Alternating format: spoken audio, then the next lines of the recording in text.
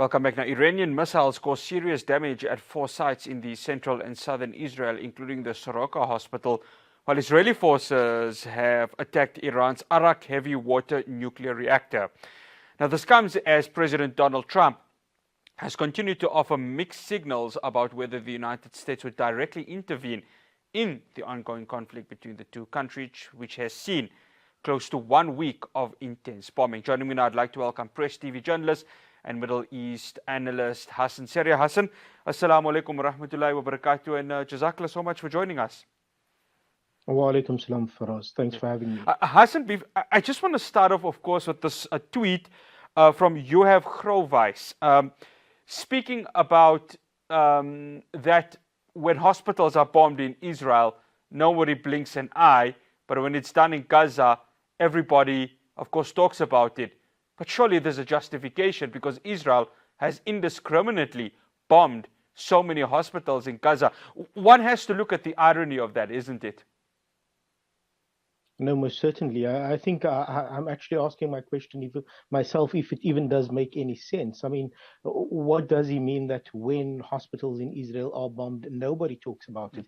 If one looks at most of the media today, this is what they're leading with, that a hospital was attacked by Iran. And actually, if one looks at the reality on the ground, that is actually untrue. What the IRGC or Iran has been saying is that they targeted a military facility that was close to the hospital, and what we saw was because of the impact field of that explosion that this hospital was affected. But it's easy to also, and very convenient to forget just a few days ago, that a hospital actually was targeted, that also media buildings in Iran were also targeted. But we don't even have to look at that for us. We can look at, as you pointed out, the situation in the Gaza Strip over just about 2 years now, and the amount of hospitals and the type of atrocities that have been carried out as people are being brought to the hospital after they've already been bombed, that the Israeli snipers and the Israeli forces around them are targeting people that are bringing those individuals there. Forget about the hospitals, even at scenes of crimes of the Zionist entity. We can look at the Hind Rajab assault, where they don't even allow ambulances and they even attack ambulances. So, of course, absolutely ironic, but of course, speaking to a particular audience, I think, for us. Hassen, let's look at, of course, what has happened last night heading into the morning. So we had, of course, Iran attacking central and southern Israel. But then, of course, Israel, the Arak heavy water nuclear reactor. So there were fears that the reactor would be activated given, of course, the complexities, especially with this conflict being one of massive nuclear concerns. Talk to us about this Arak heavy water nuclear facility and just how fragile this situation right now is, because it seems that, of course, Israel is really targeting a lot of Iran's nuclear facilities. Let's talk about that. Well, what we've seen from the outset, of course, what Israel did was when it launched this unprovoked attack on Friday was it went for the element of surprise. It targeted the very senior figures within the IRGC, senior negotiators linked directly to the Supreme Leader, Said Ali Khamenei, for example, Ali Shamkhani. And that is what it relied on. I think Israel going into this, because of how emboldened it has become over the past 2 years as well, with its continued assault and the genocide that has been ongoing in the Gaza Strip, with what it has achieved with Hezbollah in Lebanon as well, with its incursions and its occupation of Syria now as well, that it has become emboldened, and it thought this was going to be a walk in the park, really. It thought it was going to be an easy operation, that with that shock and awe, it's going to target some of the nuclear facilities, and then either it will in that way be able to get the Iranians to sort of tone down and not surrender entirely, but to sort of acquiesce in some way. That is, of course, not what happened, and what the Iranians did already from the outset was they began hitting back. Israel, in that initial operations that it launched over the early days, targeted 2 sites in particular. The one is the Natan site, and the other one was the site at Fordo. Now, these are nuclear sites in their true sense, nuclear reactors, where there's the possibility of us seeing a leak of the nuclear elements from those areas. And of course, the IAEA has indicated that there has been no leaks at those facilities. What I think we're seeing now with the attack on Arak is actually an attempt to buy time.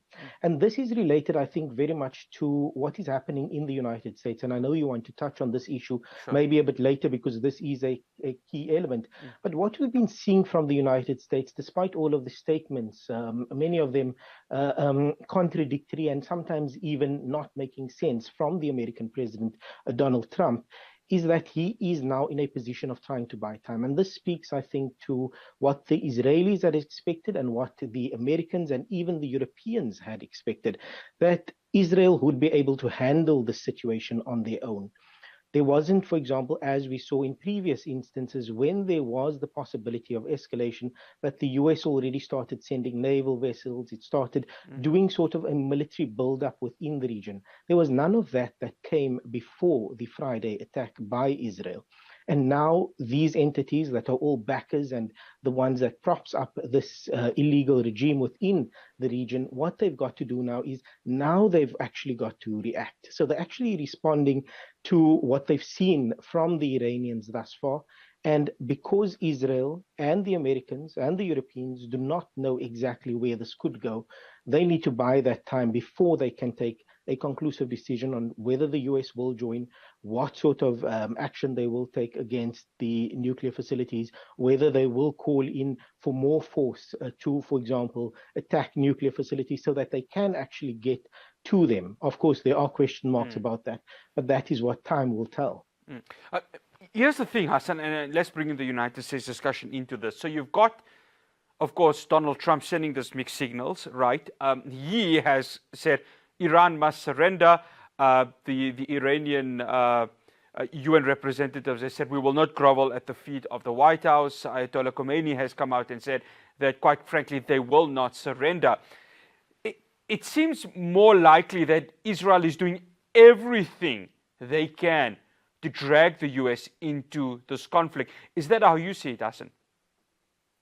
No, most certainly. And I think that is the challenge that the Israelis are facing at the moment, because I think they already thought the US would have come involved already, maybe 2 days ago already. But that is, of course, not what has happened, because I think apart from within the US, the questions within Trump's own administration and within the Republican Party about whether Trump should go to war or should not go to war, is this America's war or is this not?